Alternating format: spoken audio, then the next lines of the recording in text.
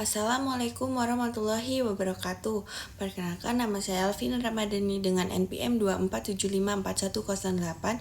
Di sini saya akan mempresentasikan video dengan materi peta perjalanan si sawit dari kebun menuju jurnal akuntansi, memahami akuntansi pendapatan dan persediaan kelapa sawit.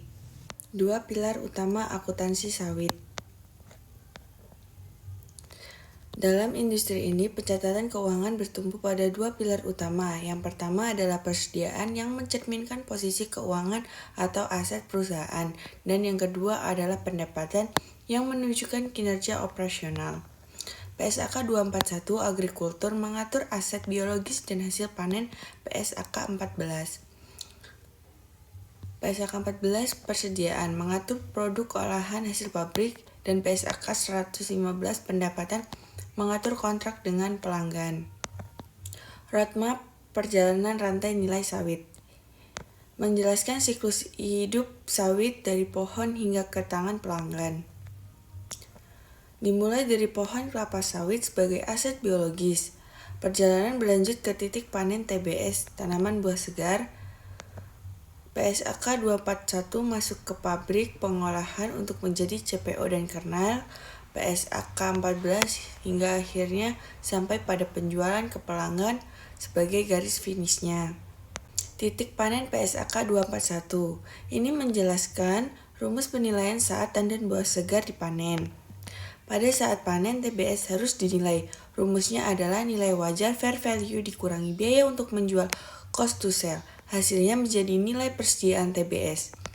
Penting untuk diingat, angka ini dianggap sebagai harga perolehan baru pada tanggal panen jika ada selisih antara nilai tercatat dengan nilai wajar, maka langsung diakui sebagai keuntungan atau kerugian dalam laporan laba rugi periode berjalan. Anatomi jurnal mencatat panen TBS. Contoh konkret pencatatan akuntansi, debit atau kredit. Melalui kasus PT Agrowisata Nusantara saat memanen 100 ton tanaman buah segar dengan nilai wajar bersih 1,9 juta per ton, maka totalnya adalah 190 juta.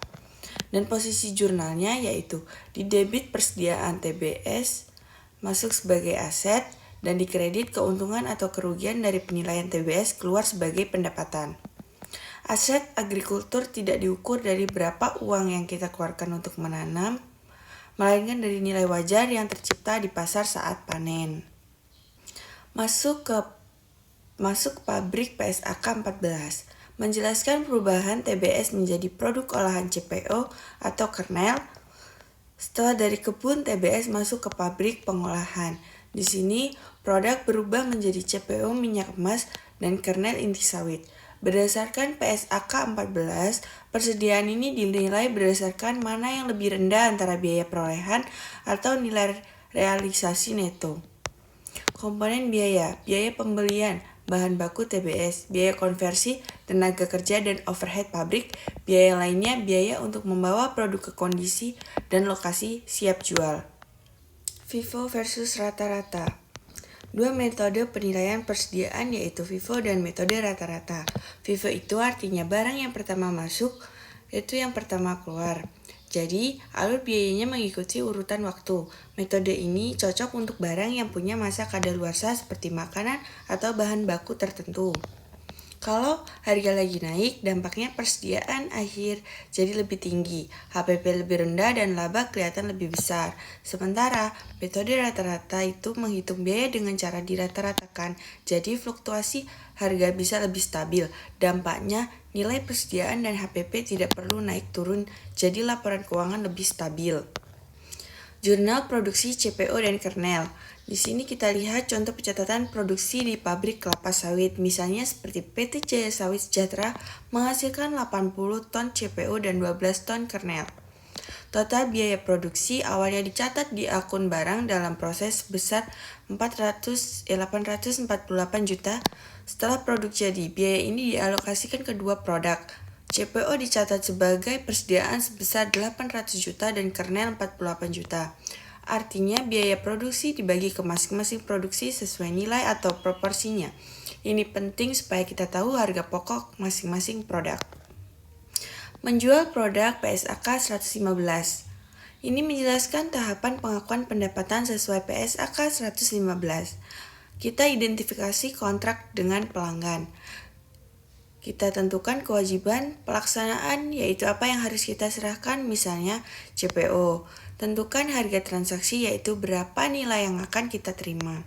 Kalau ada lebih dari satu janji, harga dialokasikan ke masing-masing. Pendapatan diakui saat kewajiban sudah dipenuhi, yaitu saat barang sudah diserahkan dan kontrolnya pindah ke pembeli. Kapan sih pendapatan itu diakui? Kapan suatu penjualan dianggap sah? Ada 4 syarat utama, yaitu yang pertama, barang sudah diserahkan secara fisik. Kedua, hak hukum sudah berpindah ke pembeli. Dan yang ketiga, resiko dan manfaat juga sudah pindah. Misalnya kalau barang rusak, itu sudah jadi tanggung jawab pembeli. Dan keempat, perusahaan sudah punya hak untuk menerima pembayaran. Kalau semua ini terpenuhi, baru pendapatan boleh diakui. Jurnal penjualan TBS. Ini contoh pencatatan saat menjual TBS langsung. Misalnya perusahaan menjual 100 ton TBS dengan total 200 juta dan HPP-nya 190 juta. Dari sisi kas dan pendapatan, kas bertambah 200 juta dan diakui sebagai pendapatan 200 juta.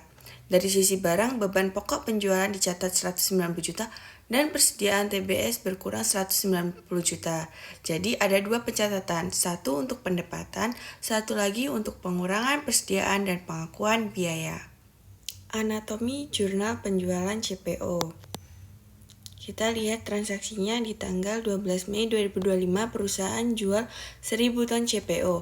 Harganya 12,5 juta per ton. Berarti total duit yang bakal masuk ke omset itu 12,5 miliar.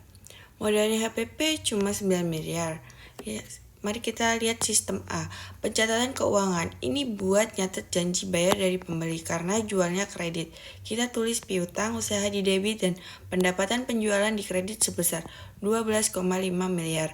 Dan pada sistem B, pencatatan barang. Karena barangnya keluar dari gudang, kita harus catat pakai sistem perpetual. Caranya itu HPP, harga pokok penjualan, kita taruh di debit dan persediaan CPO kita kurangi di kredit sebesar 9 miliar. Jadi dalam satu kali transaksi ada 2 sisi yang kita potret. Berapa duit yang kita dapat dan berapa barang yang berkurang di gudang.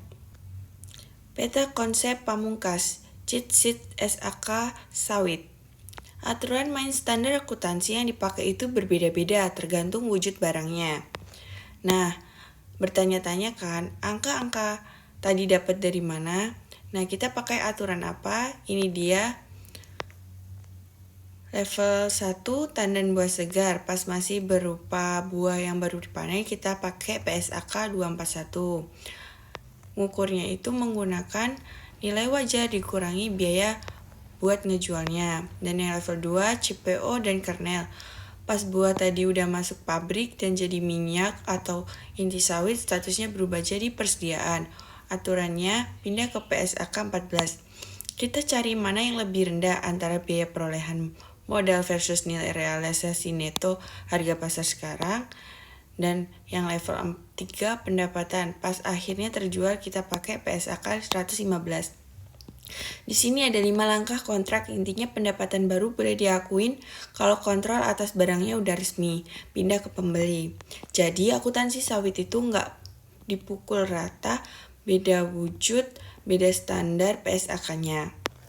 Perjalanan si sawit telah selesai. Akuntansi itu logis dan ngikutin fisik barang. Closing, oke, perjalanan si sawit dari pohon sampai jadi duit sudah selesai. Filosofi akuntansi sawit itu sebenarnya simpel banget kalau kita paham logikanya. Ikuti kemana fisik buahnya pergi.